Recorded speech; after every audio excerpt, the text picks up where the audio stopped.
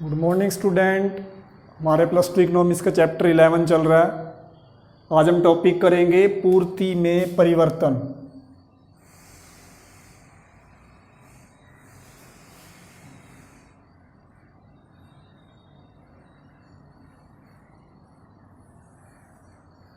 Change in supply.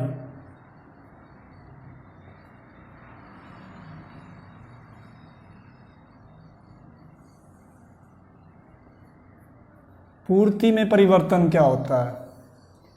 पूर्ति में परिवर्तन ये होता है कि जब किसी वस्तु की कीमत के अतिरिक्त अन्य तत्वों में परिवर्तन होने के कारण पूर्ति में परिवर्तन आएगा। पूर्ति में या तो वृद्धि होएगी या पूर्ति में कमी हो जाएगी, तो उसे बोलेंगे पूर्ति में परिवर्तन। मतलब कीमत के अतिरिक्त, कीमत में परिवर्तन नहीं आएगा, कीमत के अतिरिक्त अन्य तत्वों में जो परिवर्तन आएगा उसके कारण वस्तु की पूर्ति वृद्धि होएगी या कमी होएगी, उसे बोलते हैं पूर्ति में परिवर्तन। तो इसमें पहला टॉपिक करते हैं पूर्ति में वृद्धि।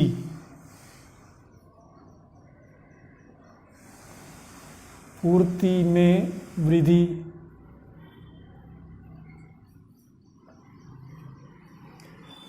Increase in supply.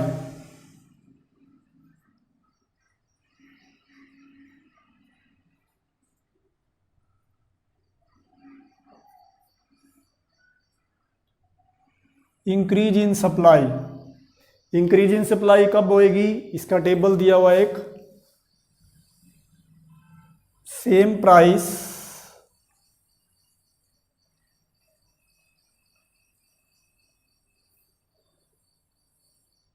More supply,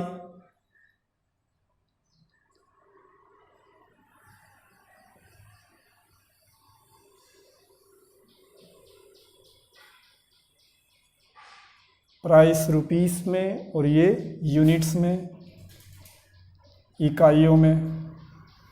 same price more supply.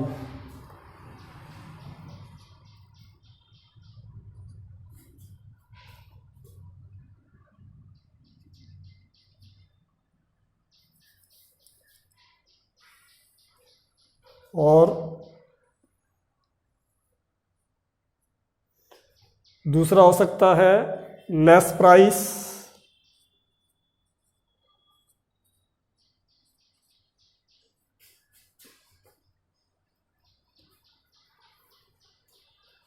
Same supply.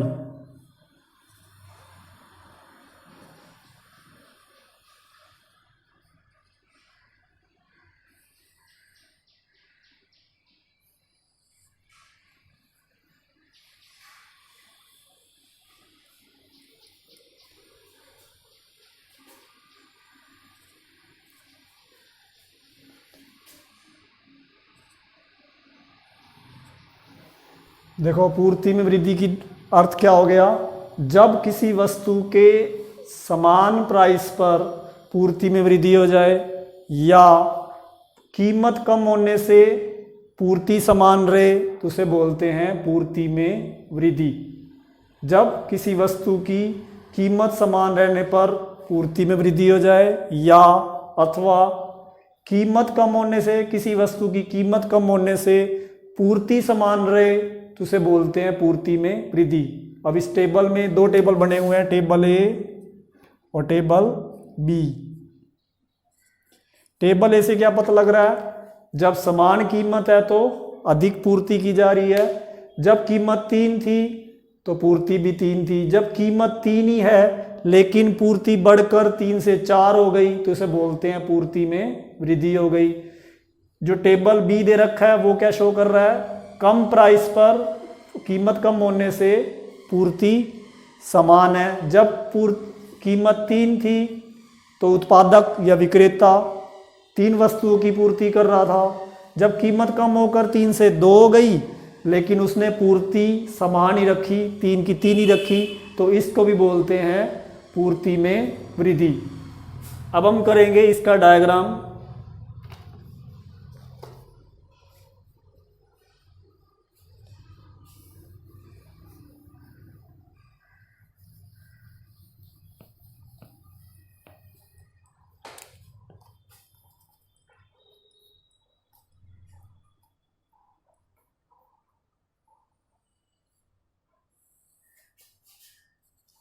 O x Y, इधर आएंगी आपकी क्वांटिटी,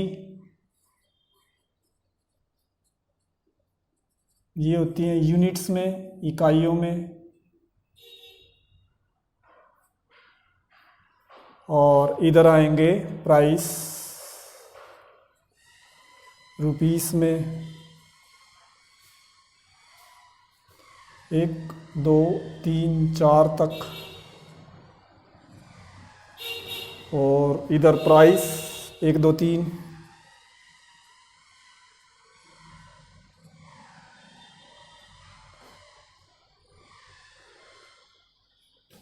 जब कीमत 3 थी तो प्राइस क्या था, प्राइस 3 था तो सप्लाई भी 3। अब दो सिचुएशन बनेंगी।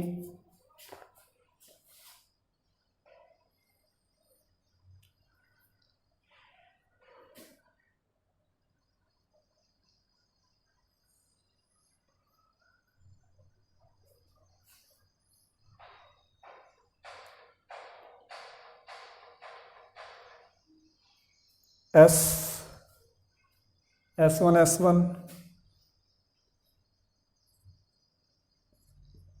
यहाँ पे ए बिंदु डाल देते हैं।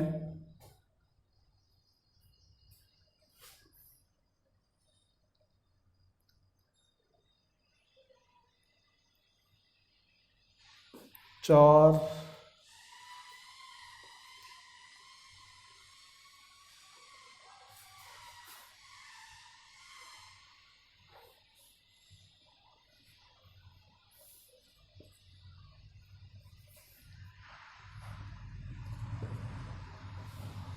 बी और सी।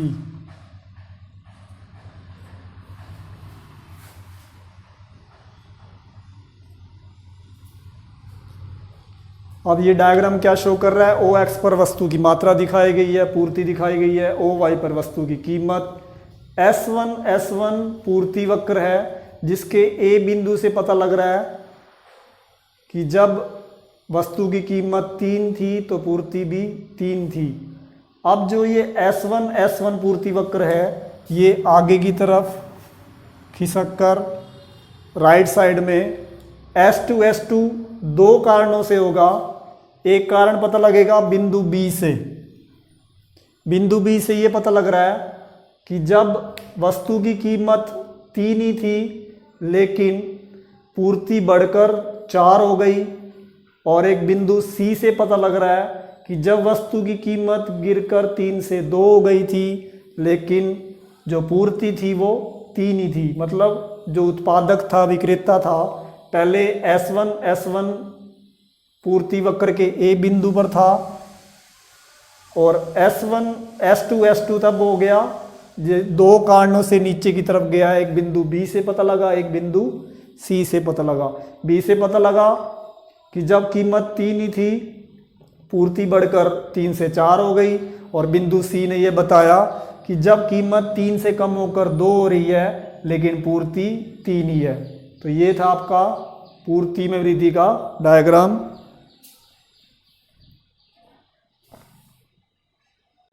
अब हम करते हैं पूर्ति में वृद्धि के कारण क्या हैं।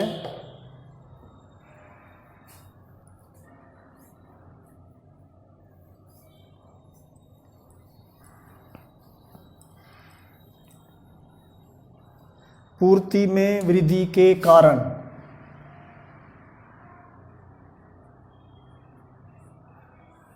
कि जो पूर्ति में वृद्धि हो रही है किन कारणों से हो रही है, हमारी सप्लाई क्यों बढ़ती जा रही है। नंबर 1,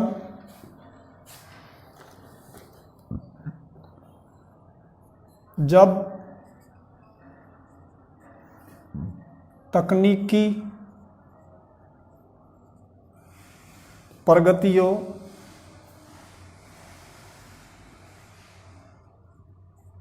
या होती है,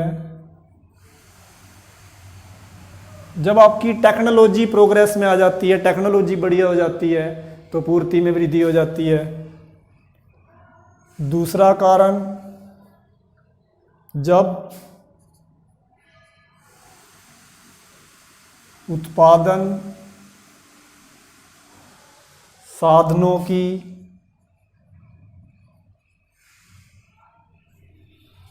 कीमत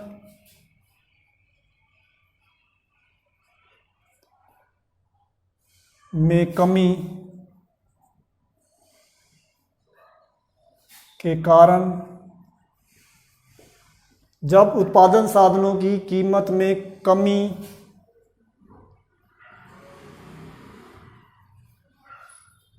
जिसके कारण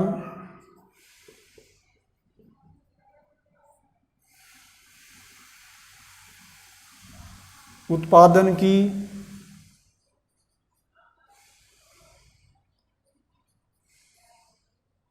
लागत में कमी होती है।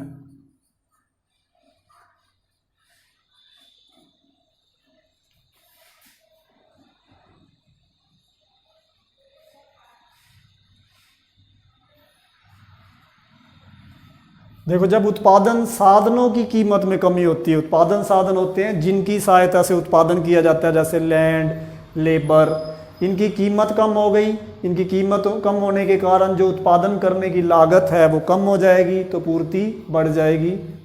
तीसरा कारण है जब प्रतियोगी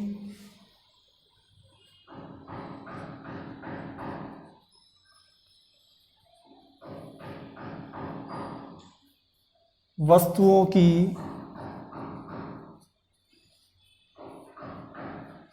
कीमत में कमी होती है।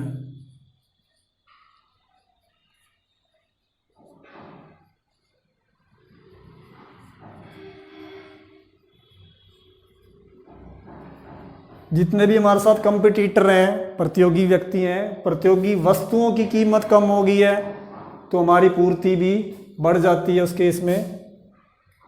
चौथा कारण, जब बाजार में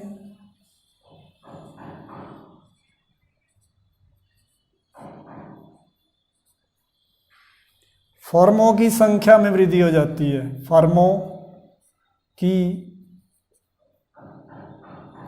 संख्या में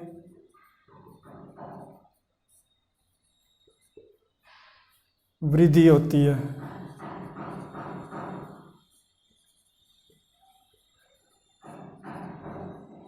अगर मार्केट के अंदर फर्मों की संख्या बढ़ जाए, अधिक से अधिक फर्में प्रवेश कर जाएं, तो वो फर्में अपनी वस्तुओं की पूर्ति करेंगी और पूर्ति में वृद्धि हो जाएगी। पांचवा कारण है जब फर्मों को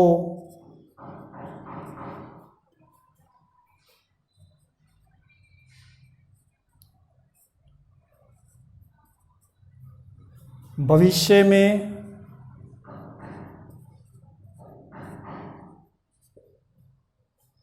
कीमतों के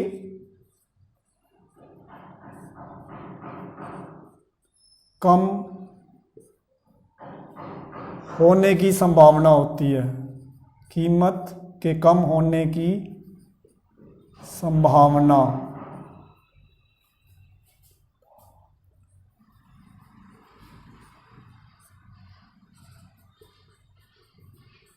होती है।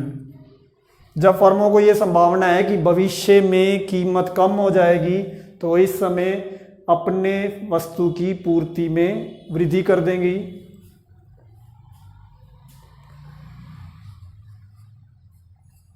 नंबर 6 कारण है जब फर्म का उद्देश्य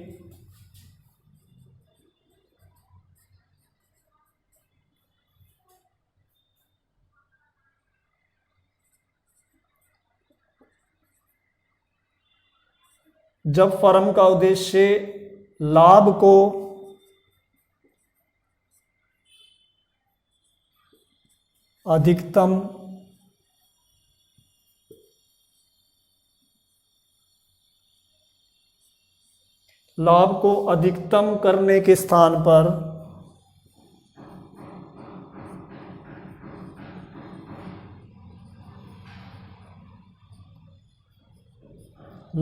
अधिकतम करने के स्थान पर बिक्री को अधिकतम करना होता है।